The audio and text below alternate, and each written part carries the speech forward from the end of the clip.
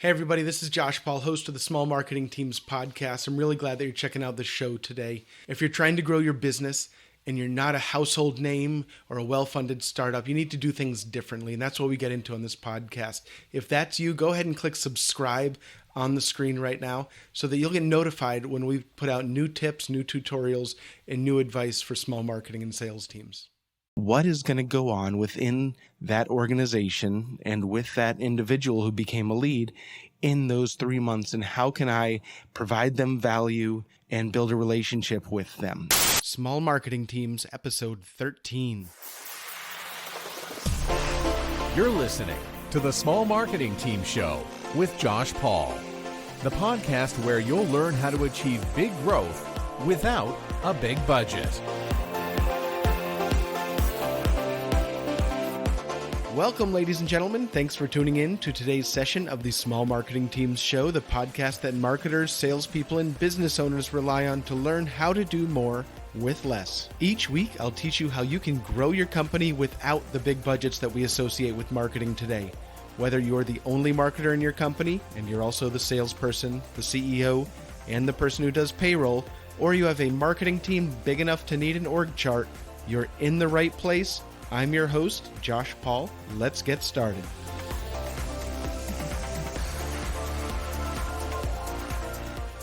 Hello, ladies and gentlemen. Thank you for joining me for episode number 13 of the Small Marketing Teams podcast.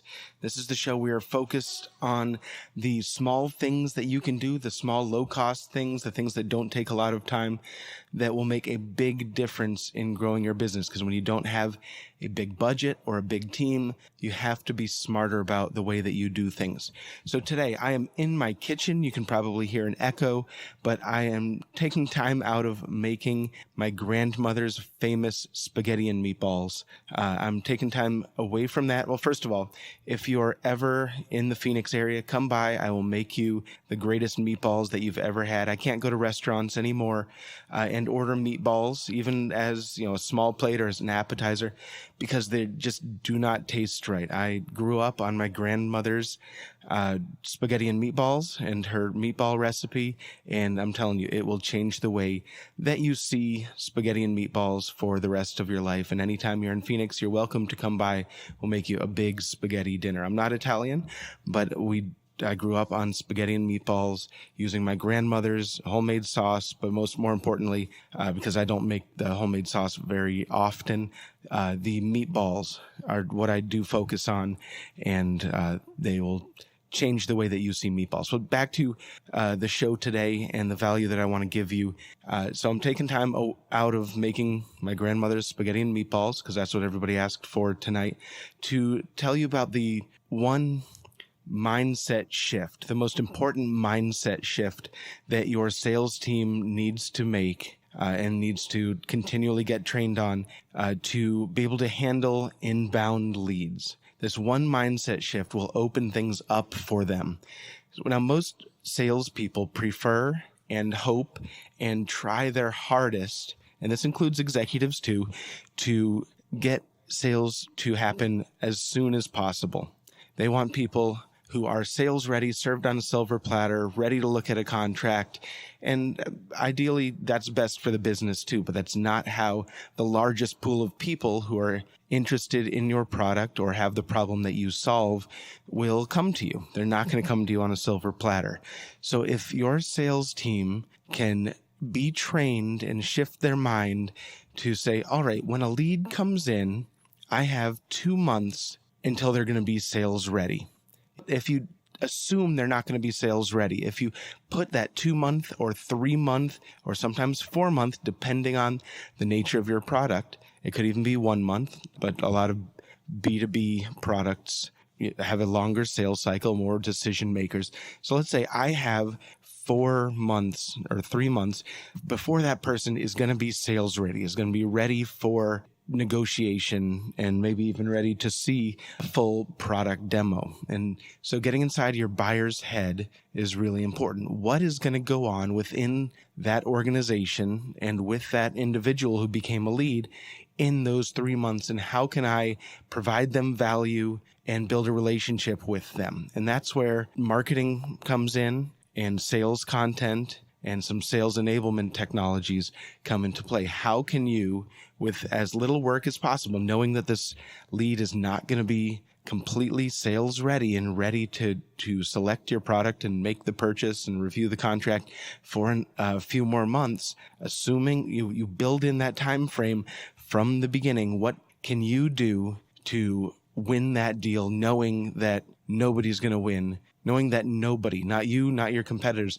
are going to be able to get that client to pull the trigger for another 2, 3, or 4 months. So is it email communication? Is it personal videos? Is it educational webinars? It could even be specific lead nurturing, curated content that is relevant to them, that's going to help them in the buying process, help them make the best decision for them. They will look to you as a trusted advisor and as an expert and as somebody who is on their side. So build your plan, your 1 month, 2 month, 3 month plan, depending on your business. Train your salespeople that as soon as a lead comes in, you insert that block of time where they need to build that relationship with them and make sure that you are the most valuable person to them outside of the people in their company in this decision process. What is your plan going to look like? What kind of content do you need to create? What kind of content do you have already that you can leverage, and put that plan into place? You can automate parts of it, and then parts of it have to be manual as well, but make it a cookie cutter plan so that you don't have to reinvent the wheel every time, but you know that as soon as that lead comes in, you press go and execute this plan. And then by the time the person is sales ready, and you'll also even notice that they may be sales ready earlier, and you can adjust your plan once you start providing them value.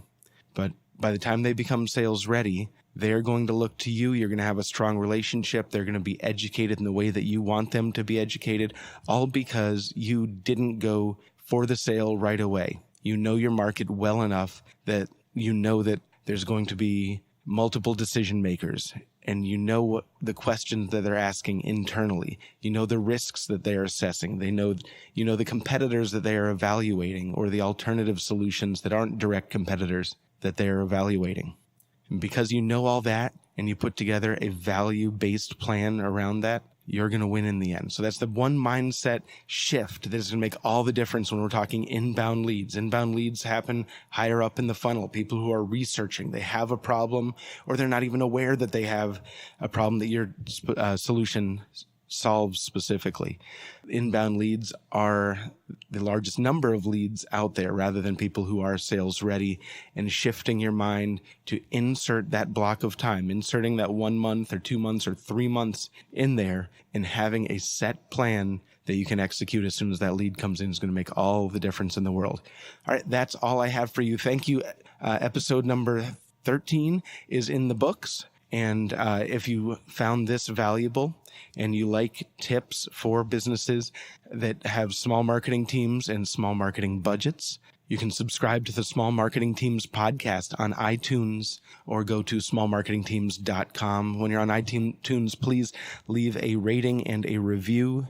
That's how we grow this movement and help more companies.